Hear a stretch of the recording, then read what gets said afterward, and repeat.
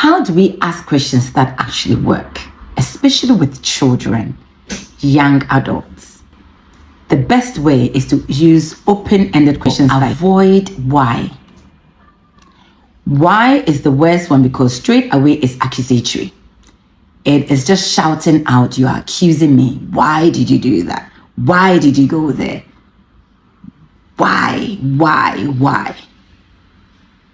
But the best way, what made you feel that way? So if they have probably told you something that they are not happy about, but they are not able to express it properly, what made you feel that way? See, there's no yes or no. So it makes them think about it and really tell you exactly why. You still come back to the same why, but you never use the next question, why. Or, for example, I remember recently, or not recently, it was last year, one of our sons, he wanted to be a head boy, and hands up, I least expected him to even go for it without saying anything, but we could tell he mentioned it in passing. You know, they're not putting pressure on themselves because they are not setting themselves up for any failure. And you can tell. So you just leave them, you let them go. Prepping, but every now and then he'll just tell you how he's preparing. You just chip in, you know, some you make suggestions, they're not really listening, but you know what, you're not pushing it, you're not overstepping, but just proud that he's even making that step. That was it for us anyway. And then, yeah, he told me, so we just asked, so when is the actual interview? When is the final? What is the process? So we knew when they would announce it, when they would do it. And then, fast forward, time passed. He had never mentioned it. So it's obvious that probably it didn't go his way, because the first thing is to ignore, because not straight away. Why haven't you told us? How did it go? For him to express it initially, that means that he needs some affirmation, he needs some encouragement, or there's been some discouragement that he needs encouragement in that area. First question, how did it go? ABCD happened, but I didn't get it. So you could tell that side of disappointment. I was like, you know what? I'm just proud. Myself and your dad, we are just proud that you made that step. Whether you got it or not, it is enough on your CV that you were bold enough to put yourself out there, to put a speech in front of the whole school for sixth form. That is not an easy step at all. Most children will not even dream of it or try it. So to do that is even bigger. That's even a winner already for us. But then the next question is, how did that make you feel? What do you think you could do better next time? Or what could you have done better? Or another way is, what do you think could help next time? See, it gets them to reflect, it gets them to think about the hard work they put in and where they think they could do better. Because now you are changing the whole narrative from being a victim of I didn't get it to actually, you know what, I did something, but this is what I can do to improve. And it is so important for it, you're letting them have that learner's mentality that in life you continue to grow, you continue to do better, you continue to improve on yourself. So you are shifting the way they are thinking. So another tip two, I'll say, is echo back everything in communication or in communicating with your child. Echo back everything that they say. So for example, let's say that, okay, this is child, let's do a role play. Mommy, today's school was so loud. Oh, how do you echo back? Parent. Oh, so it was a bit too noisy for you? You see how you're now turning it around. They said it's too loud. This person is too loud, mommy. They are so annoying. How will you turn it around? Oh, so this person was, were they disturbing you? You turn it around, because they're not telling you that, mommy, they are disturbing me. They made it general. But you want to connect with them and build that connection. So then the child will then respond, yes, I couldn't hear anything that my friend was saying. So all that they are trying to tell you is that someone just distracted their conversation with another person or class, or maybe they couldn't hear what the teacher was saying, and so perhaps for that reason they didn't really understand what happened in class or something. But it's, you see, when you communicate like this, when you keep echoing, it helps them to keep sharing more.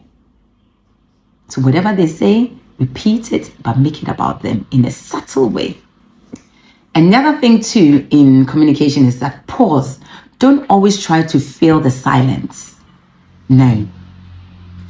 Remember, anytime you're communicating, everybody is different, and especially for teenagers and children, they often need that time to process and to think about what they are saying or what they should say next. So don't rush them. And what happened? I'm here, I'm listening. Are you done? Don't fill it. Give them time. Let them think about it. Because silence invites them to dig deeper, to think it through, and to even give you more deeper insight about what happened or what they are talking about. And it helps you to find out more and build that connection, because they know that you're patient, you're not rushing them, and you're just present there to hear them. Ask curious follow-ups, not correcting ones. The conversation, instead of saying that you shouldn't have done that or you shouldn't have said that, they're telling you a story of something that happened in class or in school, and you want to know more. You want them to tell you the truth, to feel free. Remember, every communication that we are having is about creating safe space for them to really express themselves, so that you will be equipped enough to help them by knowing the full story. So yes, instead of saying that, why didn't you do it this way? Why don't you try it that way? Sometimes it is better, let them speak, and just say, not by saying, that's very interesting. That's your way of saying that is wrong. You shouldn't have done that. But it's interesting, because it's interesting that they thought that way. They acted that way. They thought it's best to act that way. So that's enough. That's interesting. But the next thing is, what made you think that way? What made you answer it that way? So you see, you make it look like you are interested. Not that you make it look. You should be interested why they think that way. And I said it before. I think one of our sons, I said some when he was younger, the way that boy thinks is amazing. He hit a table, and there was a glass bottle on that fell and got broken. So I was upset. This is many years ago. He was probably around 5 or so. And I said, so you broke it? That was the first thing. You broke that glass. And he was adamant, I did not break it. You broke it. I did not break it. We just having an argument. My husband came in. It's obvious that you broke it. So after a while, I was like, no, there's something not right here. Why does he think that he did not break it when he's the one that kicked the table? So I was like, why? So why do you think that you did not break it? How did it break then? So I asked her, how did it break? Mommy, I don't know. I just hit the table. The table moved, and then the bottle rolled and fell and then got broken. So for him, because he did not directly hold that bottle and throw it, no, he did not break it. And again, recently, our daughter, you know how children, they like to take our phones and play with. My husband has zero tolerance of that one. So nobody dares to take his phone. But for mine, because I'm a bit lenient on that, in that area of the phone, she picked it and she was doing whatever on it. So my husband was like, stop playing with that phone. And she's like, I'm not playing with it. Stop playing. So I heard them, they were just arguing back and forth. Stop playing with it. I'm not playing with it, Daddy. I'm not playing with it, Daddy. So I went in there because it was just not ending. And I was like, Susanna Jane, so what are you doing with the phone? Mommy, I'm reading something online. I'm watching something. Communication. To her, the fact that she's not playing games on it means that she's doing something useful, and that means that Daddy should not say that stop playing with the phone because she's being useful with it. Daddy also thinks as long as a child picks the phone, you are playing with it. Doesn't matter what you're doing with it or on it. The phone is not yours and you should not have it or hold it.